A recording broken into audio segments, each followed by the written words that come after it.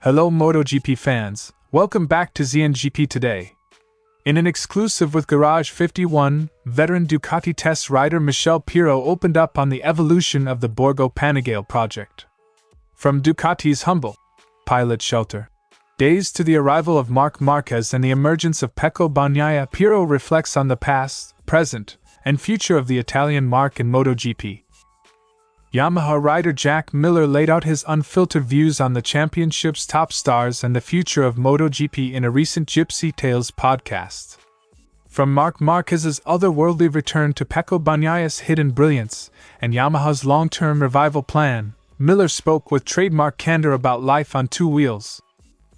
The MotoGP title fight just took a twist in Texas, and Pecco Bagnaia is riding the wave. After a key victory in Austin, and Marc Márquez's rare mistake, the momentum has shifted ahead of next week's showdown in Qatar.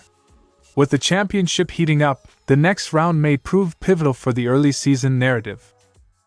Honda's MotoGP revival is beginning to take shape, and much of it is being driven by new technical director Romano Albiziano. After joining from Aprilia, the Italian engineer has been spearheading the Japanese factory's push to return to the front. In a recent interview at the Circuit of the Americas, Albiziano offered rare insight into the RC213 versus current limitations and the development philosophy now guiding Honda's resurgence. Don't forget to click subscribe button and the bell icon for MotoGP news update.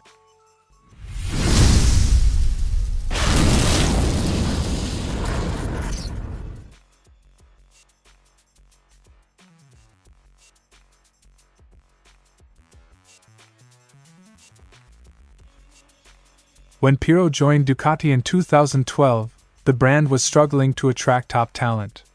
Fast forward to 2025, and Ducati has become the premier destination for elite riders. Pirro credits this turnaround to the technical overhaul spearheaded by Gigi Dall'Igna and the team's relentless development. The ultimate validation, he says, was Marquez's decision to join, a rider who had stepped away from competition yet chose Ducati to continue his legacy.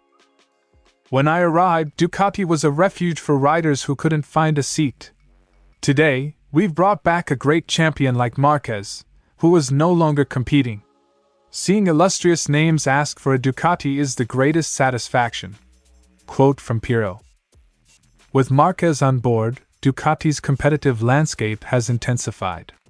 Pirro praises Marquez's courage and believes this challenge will push Pecco Bagnaia to new heights.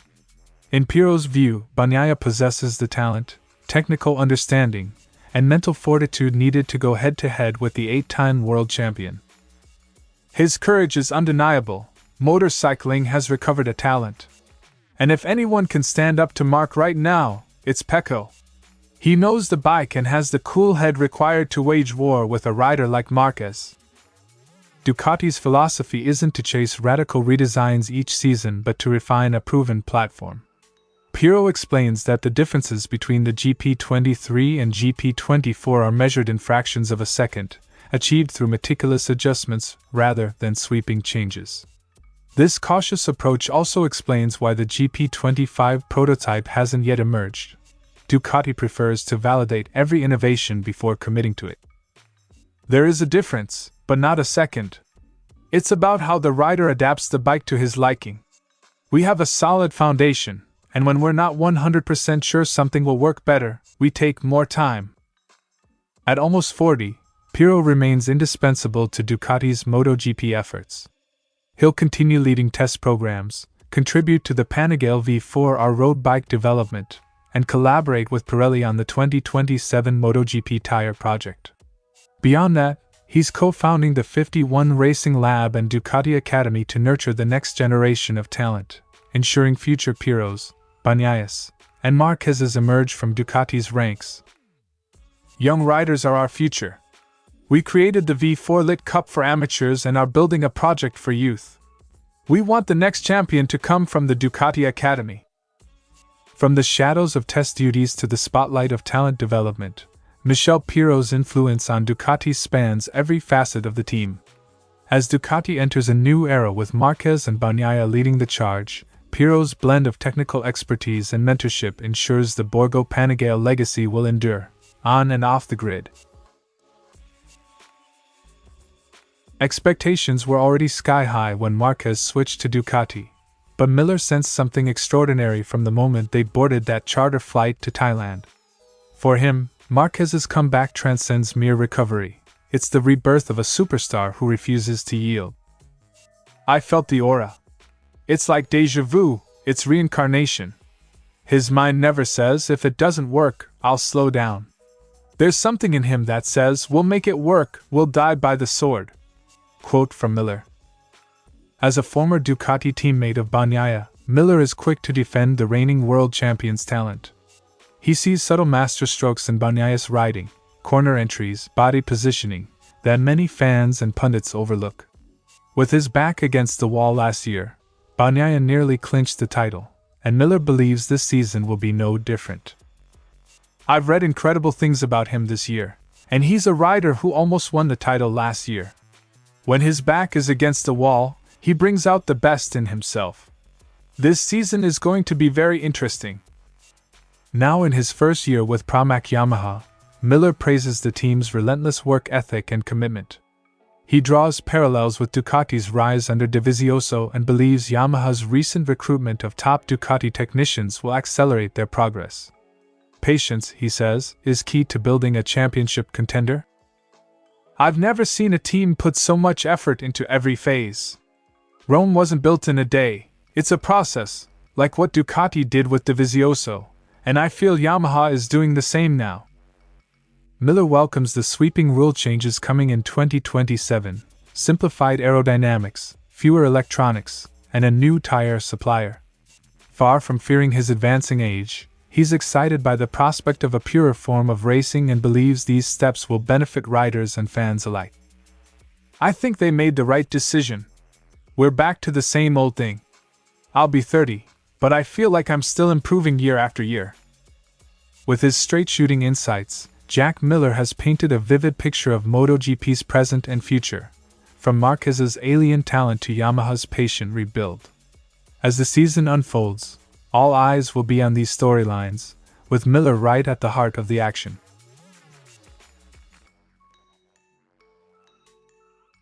Pecco Bagnaia's win at the Circuit of the Americas wasn't just a return to form, it was a psychological shift.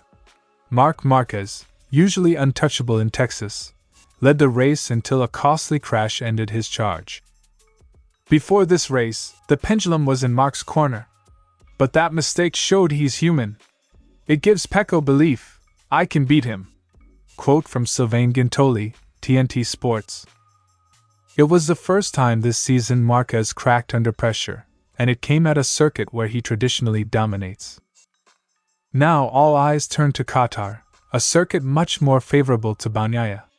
The Ducati rider won there in 2024, while Marquez hasn't stood atop the podium at Losail since 2014. Bagnaia enters round 4 third in the standings, 12 points off the top, but with renewed confidence.